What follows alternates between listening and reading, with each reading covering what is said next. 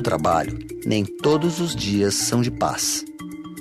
Podem acontecer desentendimentos com o chefe, discussões nervosas com os colegas.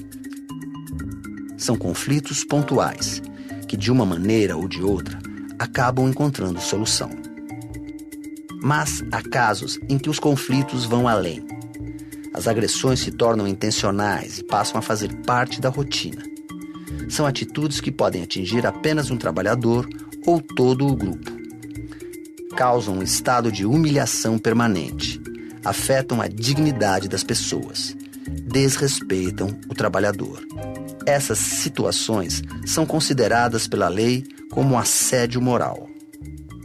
O assédio são todas as condutas abusivas, também gestos, palavras, em que se apelidos, em que se coloca o que o trabalhador sofre durante sua jornada de trabalho. Então, todos estão expostos a essas situações que constrangem, que humilham, que desqualifica, que desmoraliza. Qualquer uma dessas situações, ao longo do tempo, quando ela se repete, pode se caracterizar como assédio moral. A médica Margarida Barreto é uma das principais especialistas do Brasil em assédio moral.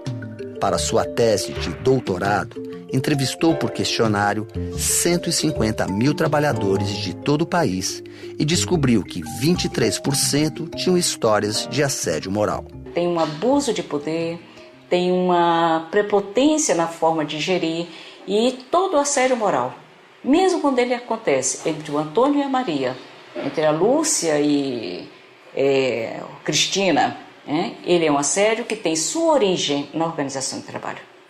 Não é a personalidade das pessoas, não é o caráter, isso leva-se em conta. Porém, a causa, quer dizer, o responsável direto por essa situação de violência que ocorre dentro da empresa é a organização de trabalho, é a forma de gerir essa empresa, é a política de gestão. Nós temos um problema muito grave no ambiente do trabalho, que é a imposição de metas.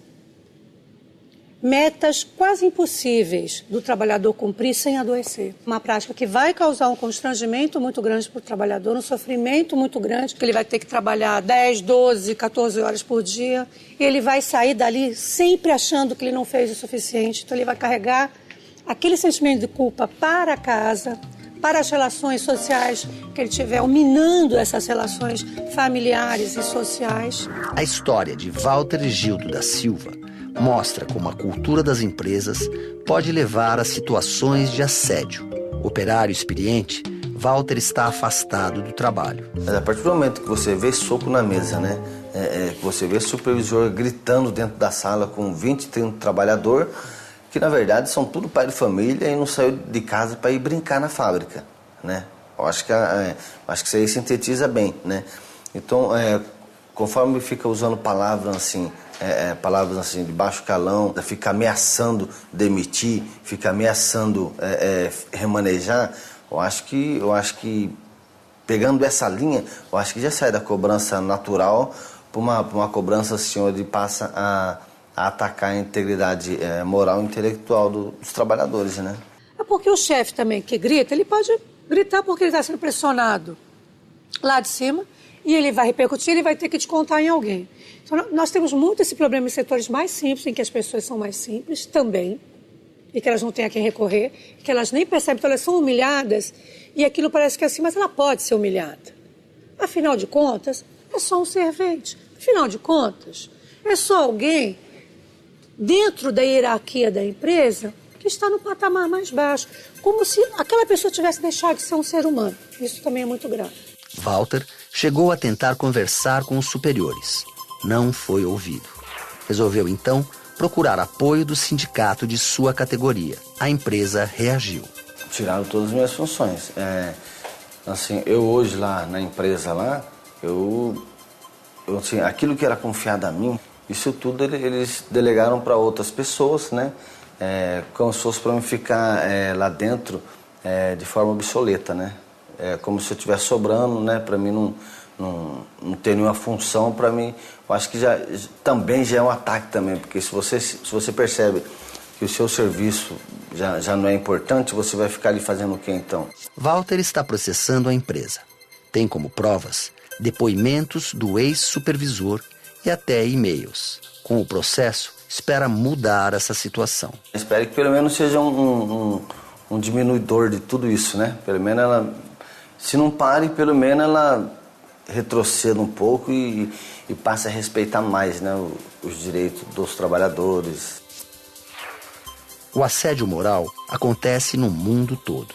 Mas, no Brasil, segundo os especialistas, nossa história favorece a perpetuação de atitudes agressivas no trabalho. O colonizador vem, faz o que quer, impõe da maneira que quer, impõe suas regras, impõe uma nova cultura ao povo que era o dono, o residente nato desse país, como se ele fosse um objeto mesmo. Quer dizer, essa forma autoritária, déspota, essa forma vem permeada de abuso do poder. Eu quero, você faça.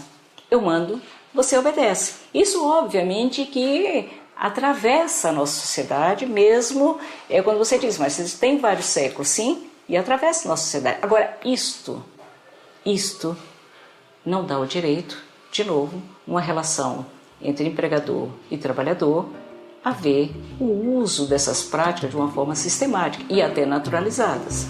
Uma das formas importantes de combater o assédio é a denúncia. Mas nem sempre é fácil para as vítimas encontrar testemunhas. É o medo da represália, é o medo de ser dispensado, é o medo de sofrer algum outro tipo de punição, que não dispensa, mas também ser perseguido, de virar a bola da vez, o perseguido da vez, de vir testemunhar. Então as pessoas se omitem, muitas vezes porque elas estão com medo de alguma punição, com medo de alguma perseguição. A justiça está se preparando, porque a questão do assédio não é uma questão das mais fáceis de serem provadas, mas não é impossível. A gente precisa acabar com alguns mitos, por exemplo, de que, mas nunca ninguém vai testemunhar. A gente sabe que a prova testemunhal é difícil, sim, mas não é impossível. Maria da Penha está processando a empresa de cosméticos onde trabalhou por 6 anos. Não tem testemunhas, mas não desiste de provar na justiça a situação que comprometeu até sua saúde. Eu não comia, eu só tomava água, eu emagreci 15 quilos, hoje já retomei os quilos e chorava demais. Até que uma menina falou, Penha, você deve estar com depressão. Eu falei, imagina, não acho que não, né? E eu fui no médico, contei toda a história e ele me passou medicamento, eu já estou no 3º, ele já trocou 3 vezes o meu medicamento.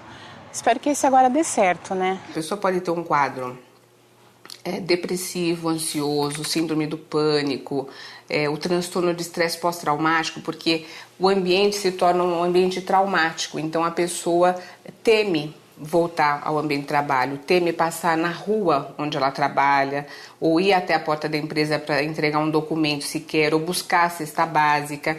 Então esse é um quadro de trauma daquele ambiente de trabalho que se tornou uma coisa ameaçadora. Eu comecei com muita choradeira, eu não queria ir para o serviço, mas eu ia. Só que assim, no percurso para a empresa, eu passei numa avenida, né? Eu ficava pensando assim, puxa, se eu fosse atropelada por um ônibus. Os problemas de Maria da Penha começaram quando ela foi promovida a líder na linha de produção. Suas atitudes na coordenação da equipe não combinavam com as expectativas da empresa, que esperava que um chefe exigisse mais dos funcionários. A liderança lá é muito carrasca, na realidade. É muita gritaria, muita falta de educação. A líder pede para você fazer uma coisa, se você demorou... Eu estou falando no caso a minha. No caso, aí se você demorou um pouquinho, ela já cata a caixa, te jogava nos pés. Eu queria fazer a diferença. E, inclusive, eu acho que eu fiz a diferença, porque eu não aceitei ser tratada do jeito que eu estava sendo. Doente em decorrência do assédio, Maria da Penha acabou demitida pela empresa. Hoje, recebe atendimento no Centro de Referência de Saúde do Trabalhador. Como nós sabemos que tem tido um adoecimento muito grande, o INSS tem feito afastamentos em números bastante elevados. Então começam também os empregadores a se preocupar, começa o setor da saúde a se preocupar, a se articular, e o próprio INSS, porque alguém vai ter que pagar essa conta. E no fundo é toda a sociedade que paga essa conta do adoecimento. As pessoas começam a despertar para a necessidade de cultivar o respeito no trabalho. Justiça, sindicatos e empresários já debatem maneiras de enfrentar e combater o assédio moral dentro das empresas. Há uma preocupação muito grande, só que ainda nós não temos um desenho ou, digamos, uma receita para que isso deixe de ocorrer. As empresas estão experimentando, nós temos visto assim novidades, atividades compartilhadas pelo grupo, estímulo à atividade física, porque isso descontrai o ambiente, estímulo à participação de eventos externos, ações comunitárias. Isso traz um resultado muito interessante na construção das relações interpessoais, que levam o ambiente a ser mais bem resolvido e consequentemente, deixa de existir aquela pressão apenas pelo resultado do trabalho. Já evoluímos bastante. Existe já uma certa preocupação, existe talvez até com a questão da internet, com acesso mesmo à informação, um grau de conscientização maior do trabalhador. Acho que os sindicatos têm um papel importante nisso também, de divulgar isso perante as categorias que, olha, não se submeta a isso, não aceite esse tipo de situação. E se nós tivermos uma atuação de várias entidades, eu acredito que a prática do assédio, ou ela vai ser erradicada, ou se não erradicada, pelo menos nós vamos ter uma redução muito significativa.